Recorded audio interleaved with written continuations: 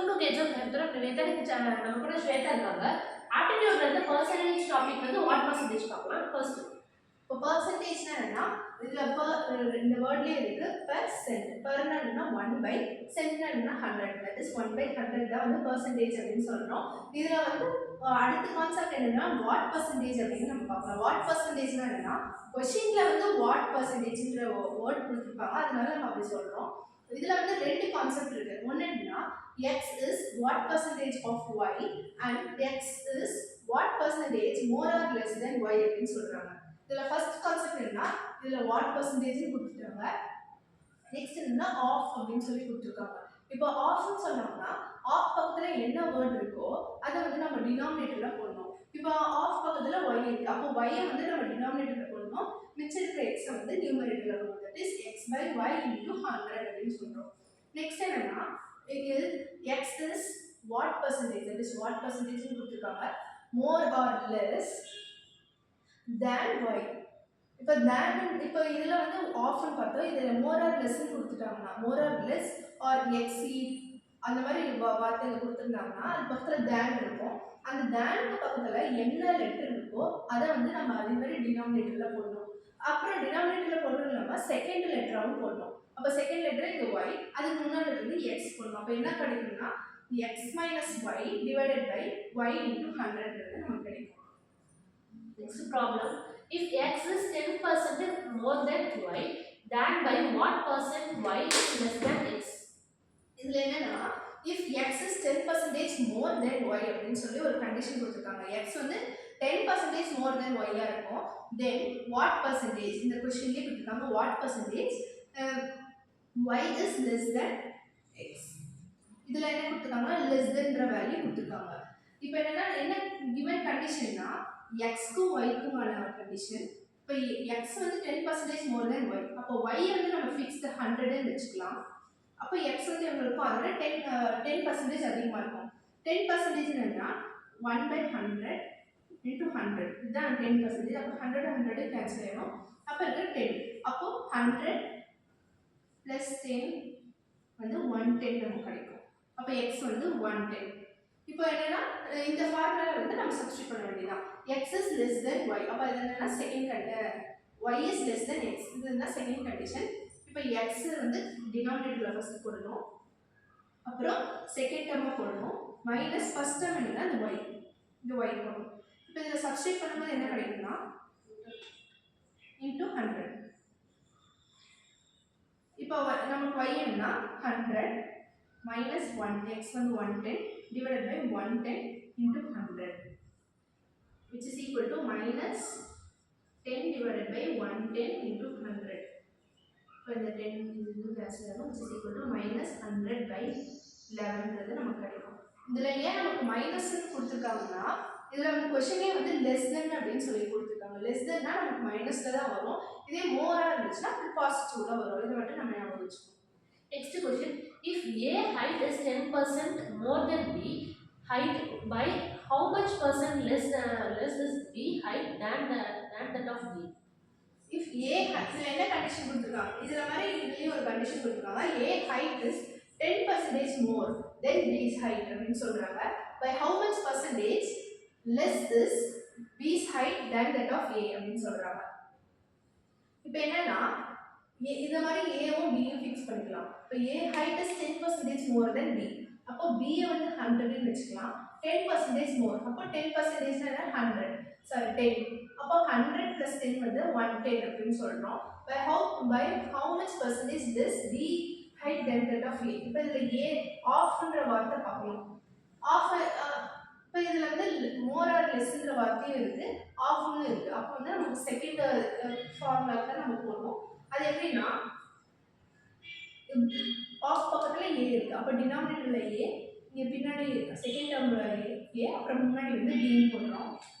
இப்போ போடும்போது என்னன்னா b வந்து 100 minus 110 divided by 110 into 100, இது 100 போடும்போது என்னன்னா minus 11 divided by 110 into 100 கிடைக்கும். அப்போ 10 minus 10 by 11 நமக்கு கிடைக்கும். இப்போ மைனஸ் என்ன இதனாலனா லெஸ் வரனால -10/11 இருக்கும். 10/11 டைம்ஸ் வந்து ஏவோட கம்மியாக இருக்குன்னு சொல்கிறாங்க. Next question. B got 20% mark less than A. What percentage mark did A got more than B? இதில் என்னன்னா இதுலேயே ஒரு condition B got 20% mark less than A. இப்போ ஏவும் B ஃபிக்ஸ் பண்ணிக்கலாம். B got 20% mark less than A. அப்போ A வந்து 100ன்னு வச்சுக்கலாம். B வந்து 20% கம்மியாக இருக்குது ஏவோட. அப்போ 20% கம்மியாக இருக்குன்னா 20% வந்து நமக்கு 20 தெரியும். அப்போ 100 மைனஸ் 20 வந்து நமக்கு 80 கிடைக்கும். அப்போ B வந்து 80, A வந்து 100. அதுக்கப்புறம் என்ன கொடுத்துருக்காங்கன்னா வாட் பர்சன்டேஜ் அப்படின்னு கொடுத்துருக்காங்க. தென் ஏ காட் மோர் ஆர் லெஸ்ன்னு கொடுத்துருக்காங்க. அப்போ வந்து மோர் லெஸ் எக்ஸீட் அந்த மாதிரி கொடுத்துருக்காங்க. நம்ம செகண்ட் ஃபார்முலா போகணும். அப்போ அந்த செகண்ட் ஃபார்முலா என்னன்னா இந்த ஏவுக்கும் பிக்கும் இதை பார்க்கணும். தேனுக்கு பக்கத்தில் பி இருக்குது. அப்போது பியை வந்து நியூமரேட்டரில் போடணும், அப்புறம் செகண்ட் டேர்மாக போடணும், அப்புறம் ஏ வந்து மிச்சத்துக்கு ஏ வந்து ஃபஸ்ட் டேர்மாக போடணும். அப்போது ஏ வந்து என்ன 100 × 100 equal to 100 minus 80/80 into 100, which is equal to 20/80 into 100. 2 1s are 2, 2 4s are 8. இப்போ 100/4 வரும், that is 25. இதான் வந்து நமக்கு 25 கிடைக்கும்.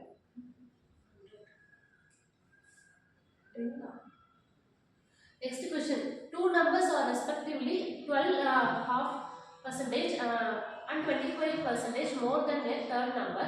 The first number is what percentage of second number is? Okay, இதில் என்னன்னா ரெண்டு நம்பரை வச்சு தான் கம்பேர் பண்ணி சொல்கிறாங்க. இதில் என்னன்னா 3 நம்பர் கொடுத்துருக்காங்க. First term, second number, third number அப்படின்னு சொல்லி கொடுத்துருக்காங்க. ஃபர்ஸ்ட் நம்பர் என்னன்னா 12 1/2 வந்து மோராக இருக்கும். இது செகண்ட் டேர்ம் வந்து 25% மோர் தென் தேர்ட் நம்பராக இருக்கும். தேர்ட் நம்பர் என்னன்றது நமக்கு தெரியாது. இப்போ 2 நம்பர்ஸ் கொஸ்டின் மறுபடியும் படிப்போம். 2 numbers are respectively 12 1/2% and 25% more than A, more than the third number அப்படின்னு சொல்றாங்க. தேர்ட் நம்பரோட இவ்வளோ பர்சன்டேஜ் அதிகமாக இருக்குன்னு சொல்றாங்க. நம்ம ஃபிக்ஸ்டாக ஒரு வேல்யூ வச்சுக்கலாம் 100 அப்படின்னு. இப்போ தேர்ட் வேல்யூவை நம்ம ஃபிக்ஸ்டாக 100 அப்படின்னு வச்சுக்கலாம், 100% அப்படின்னு வச்சுக்கலாம். இப்போ செகண்ட் நம்பர் எவ்வளோனா 25% அதிகமாக இருக்கும். 25% என்ன 25 தான். 25/100 into 100. இப்போ 25 வரும்.